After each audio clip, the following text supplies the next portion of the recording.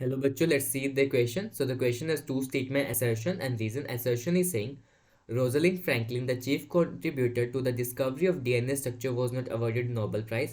Reason: she died of cancer in the 1958 at the age of 37. Now we have to figure it out, like which one is correct and which one is incorrect. अगर दोनों सही है तो reason correct explanation है assertion की नहीं. So what could be the key concept here?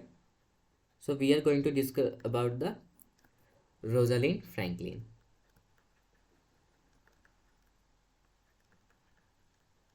अगर हम बात करें रोजलिंड फ्रैंकलिन की, बेसिकली इन्होंने क्या किया था, इन्होंने एक टेक्निक कौन सी, एक्सरे क्रिस्टेलोग्राफी, क्रिस्टेलोग्राफी से क्या किया था, डीएनए डीएनए की स्ट्रक्चर बताई थी, डीएनए की स्ट्रक्चर बताई थी. So we can write it at describes the parameters of DNA, कि डीएनए हेलिकल स्ट्रक्चर है या नहीं है. हेलिकल स्ट्रक्चर बताया था उन्होंने, डीएनए का है. साथ में उन्होंने बताया distance between adjacent base pair, distance between adjacent base pair. उन्होंने बेसिकली बहुत सारी चीज़ें बताई थी किसके बारे में, डीएनए के स्ट्रक्चर का. Reason assertion is saying Franklin Rosalind Franklin, the chief contributor to the discovery of DNA structure, was not awarded with the Nobel prize. Yes, बिल्कुल बात सही. और इनको नोबेल प्राइज नहीं मिला था.